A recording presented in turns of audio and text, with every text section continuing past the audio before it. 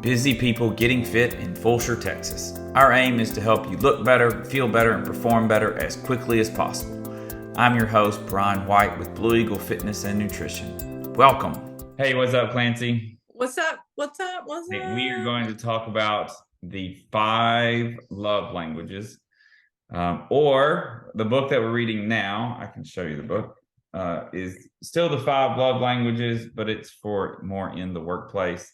So it's called The 5 Languages of Appreciation in the Workplace, still by Gary Chapman. He's the one who came up with the 5 love languages. Clancy, what is your number 1 love language? I'm sure you can probably guess if you spend any time around me what mine time with you is. You can probably guess. Mine is quality time. Yep. So what is it? What does quality time mean to you? Quality time is it's for me. Okay, this is where I'm a little, maybe I'm weird or whatever. I don't know. I love to dig into like deep conversations. One of my sister-in-laws, she's the same way. And it's like, thank God, because she and I can sit there for hours and we'll like dig apart topics, regarding relationships, our kids, our families. And we'll just get in there and just like dig so deep. And to me, that's so fulfilling because most people can stay on a subject for a short time and then they're like, yeah, I'm done with this, whatever, we're done talking about this. And I'm like, oh, we're not done, like, can't we keep talking about this? So to me, that's what quality time is, which is why every day at 5 o'clock my husband and I go outside on the porch if it's not excruciatingly hot, and we just sit out there and solve all of our problems with wine. So quality time to you is sitting in the presence of someone else and having a conversation. Is that right? Yes. Do you have to have the conversation, or like, can you watch TV together or go to a movie? I know there are different dialects. The reason why I'm asking is that that's true. There are 5 love languages, right? But each of those love languages has a different dialect. And so I'm just trying to dig in, since you like that a little bit, dig in a bit more on your specific dialect. I really hate TV. It stresses me out for the most part, unless it's like an Astros game and it's a World Series or something specific that, okay. But if we're just, the TV's on and we're just gonna watch TV, I hate that. And that's not quality time to me. Going to a movie, that's not quality time. I'd rather go by myself, to be honest with you, because then I can get like the big jumbo popcorn and like hide up in the top row and like no one can see me and I can eat the whole thing by myself. Like that's not quality time. For me, quality time does include good conversation. And so when I'm at the gym, there's really not time, obviously, for that, which can be really frustrating for a person like me who really values quality time. So I try to really like tone myself down when I'm there. The coach has a job to do, that we have, work to do when we're there. And so, I know I can't get into like a deep conversation with somebody while, in that 1 hour when I'm also working out. Right. Yeah. So yeah. Good conversation. Okay. Let's hang out. Let's talk. But I don't want to talk about stupid, like surface level topics. That's so frustrating to me. Okay. I want to talk about real deep, like important things, with people, not just, how are you? I'm fine. How are you? Okay, great. What'd you do today? What'd you do? Nothing. Fine. Yeah. That's no. And that's what I was telling you about my sister-in-law, one of my sister-in-laws, and she and we were just like, we'll look up and it's been 2 hours. And I'm like, I gotta go. I gotta go. So to me, that's quality time. Okay. Very good. Very good. Do you know anyone, or is anyone in your family whose love language is words of affirmation? Yes, my husband. Okay. Yes. He's also physical touch, but he is words of affirmation for sure. And the way I learned this was like not the good way to learn it, not the easy way to learn it. And I realized quickly that I had a lot of influence as far as my words with him and what I said to him and the way I said things to So him. you're saying that his wife, has significant influence on how he feels about himself. Yeah. Shocking. I'm totally shocked by it. Shocker. Right. I mean, we can make or break our marriages by the things we say to our spouse and vice versa, you know? And I, of course, we'll be 25 years in March. So we've had a lot of opportunity to practice trying to get this It'll be right. 25 years in March. Uh-huh. Okay, we're 25 years next November in a year. Yeah. And you got married when you were like 14, and I got married when I was like 29. Not quite. Not quite.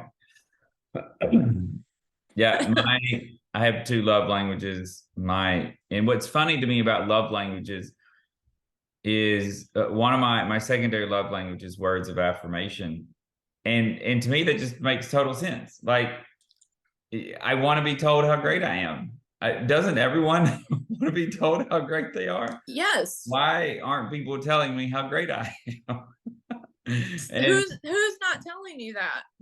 Celeste's not just like every day when you come in, she's not just like standing at the door like, oh, Bryan, oh, so glad you're home. I missed you. I love you so much. You're so amazing. And look at your arms. She's not doing that.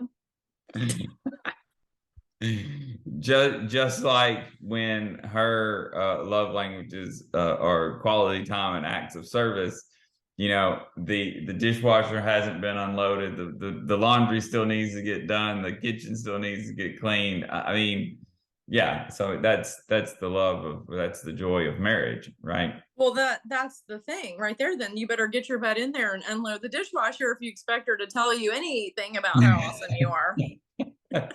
That's right. So, and it's also, yeah, you hit on it a little bit, which is she's going to tell me what a great job. Well, okay. So if we go into the It's getting good. downside, Wait, yeah, this now is we're going to getting be good. getting good Okay, stuff. hold This is on. what happens when you've been married for 25 years and you start talking about love languages.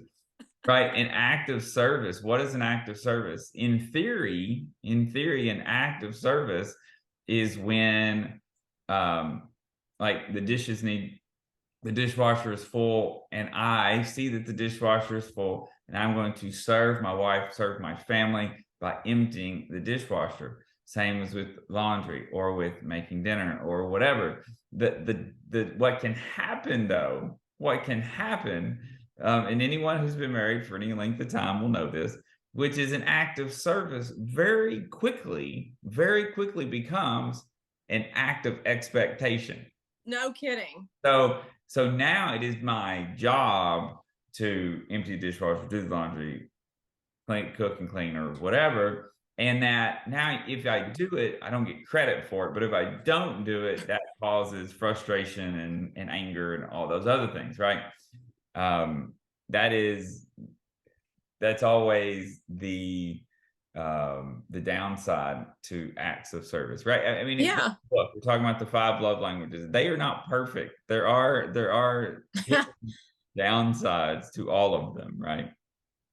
I mean, I know people that are personally offended when there's laundry in the laundry basket.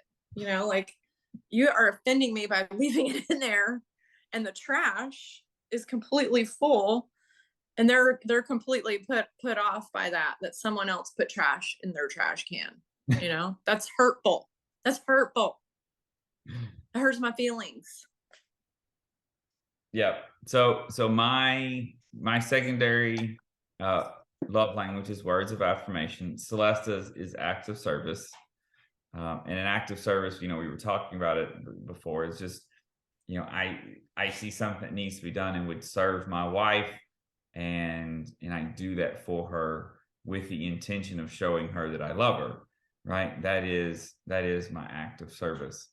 And she appreciates that. So what act of service have you done recently for your wife to show, besides dishwasher? Like what else that you consider like I mean, this not is your things I've done. job? Those don't count. So give me some more. Is that what I'm hearing, Clancy? Yeah, that's because that's your job to do the dishwasher. Yeah. No, so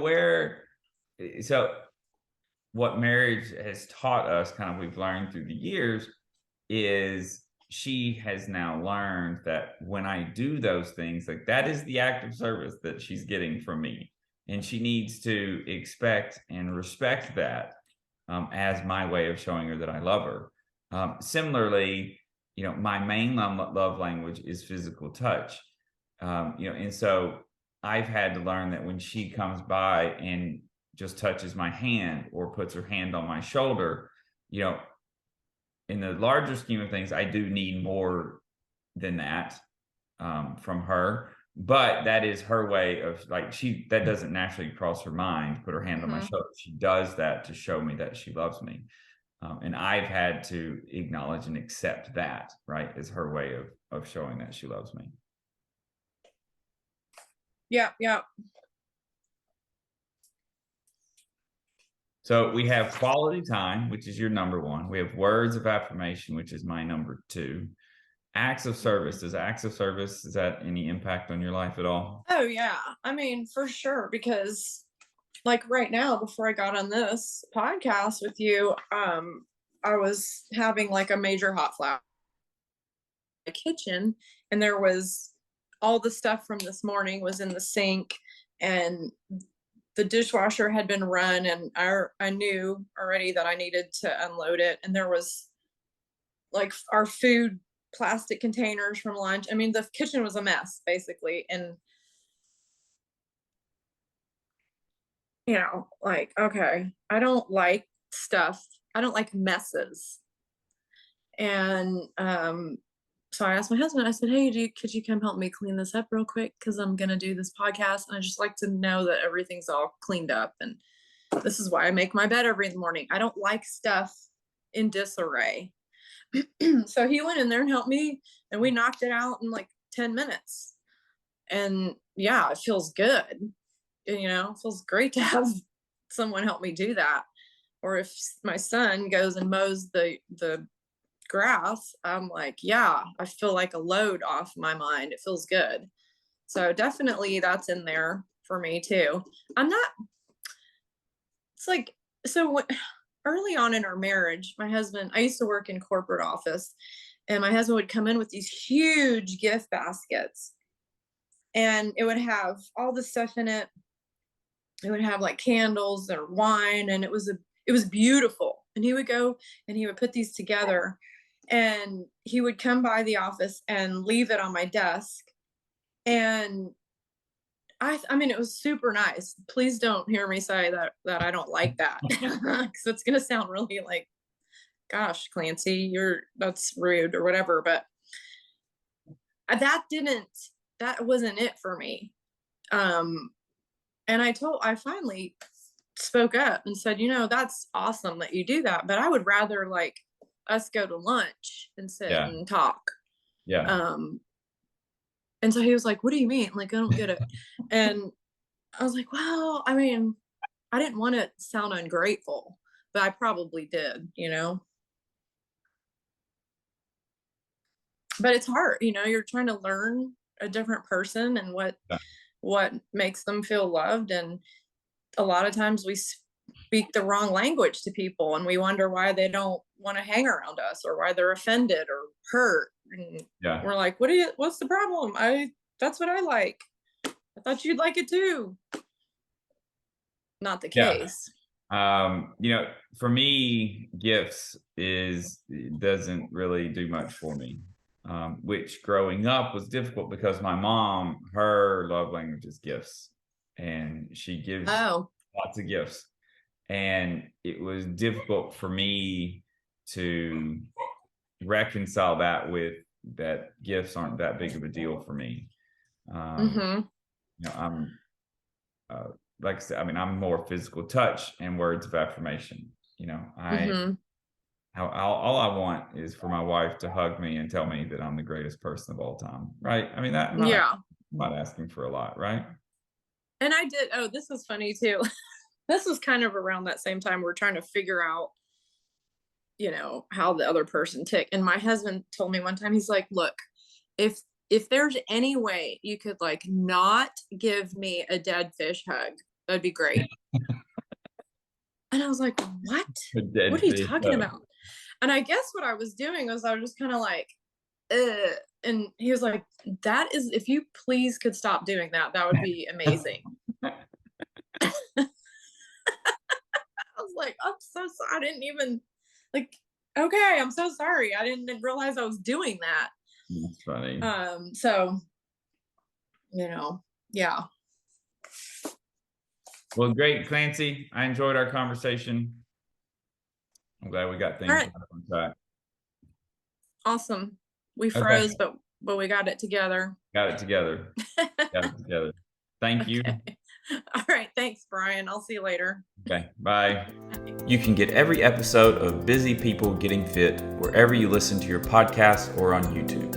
You can also reach us at busypeoplegettingfit.com. Until next time, thank you for listening.